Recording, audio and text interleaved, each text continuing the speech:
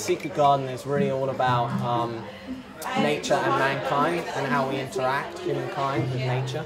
And that's why I curated the show based from the beginning of time really through until contemporary times. And that's how the Secret Garden came about. The pawn was chosen as a location because of its heritage value, and really in terms of curative ability it's very high. I felt when I looked at the pawn that it had a very strong colonial English history, and I found that we were actually quite culturally merged. We both believed in very creative things, them in food and beverage, and obviously myself in the art business. And I formulated an opinion, as with my other shows, that food and beverage, taste, and all the different senses should be entwined for a more interactive art experience. The first theme is set in mythological times. So we use Vladimir Kush, who believes very much in metaphorical realism, and he draws from the Garden of Eden to the beginning of time, the start of humankind and nature, and that's perfect for the beginning of the Secret Garden. From there we shift into the darker period of mankind, from the Dark Ages to the Middle Ages, and basically that's where we hit the monster and fairy patch, and that's kind of at the end of the garden, the woods, and how nature entwines during the darker periods of human existence. From there we finally shift from the fairies into the modern garden, from superstition more into modern technology. And the concept of the woman, all the painters in the modern garden are female, so it's the concept of the woman coming of age, culture coming of age, and also the concept of the robin and the connectivity between birds and animals and domestication. So these are all concepts of the modern garden.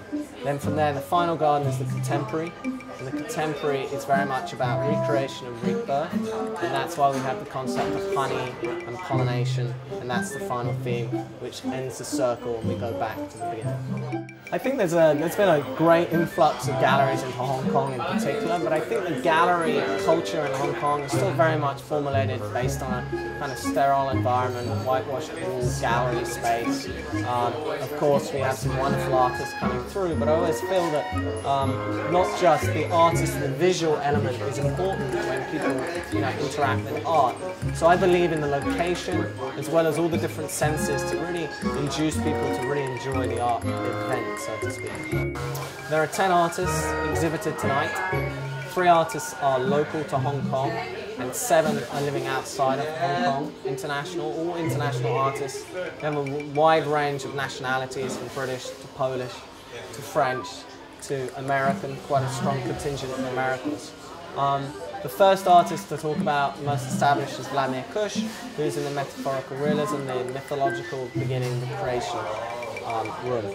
In the second room we have 4 artists, which we're standing in right now. That is the Monster Patch. We start with Nathan Oda, who's a very well-established Los Angeles illustrator. Then we move to Travis Louis, who lives in New York, very well-established in terms of his acrylic and pencil detail. Scott Musgrove from Seattle, who's widely collected in museums in Los Angeles and throughout the United States. You see his work behind me in the Monsters. And then you have Jack Remington, who joins us from Singapore, British artist who's just moved here from Singapore, now living in Hong Kong. As you shift into the modern garden, we have 3 artists, 3 all from the United States, all ladies. Ornia Khan, who's from Chicago, and Jessica Dalva and Joel Cooper, both young artists, right at the beginning of their career, and they both study at Otis, which is a famous college for art and design in Los Angeles. And then as you move into the contemporary gallery, we have 2 of our local artists, Olga, Polish artist who's a trained architect, as well as Cedric Mariday, who is in Art Hong Kong, who's our sound artist tonight and has done all the sound installations. I think people have been quite impressed by the differentiation between all the different elements of the show, from food, beverage, art, sound, everything we've talked about so far. One lady in particular said she thought it was one of the best exhibits she's ever been to, which I think was a real pleasure to hear. And I think it really is, it is getting some attention, and hopefully people will see that we're offering reasonable art and we're offering very talented artists as something new and a totally different experience.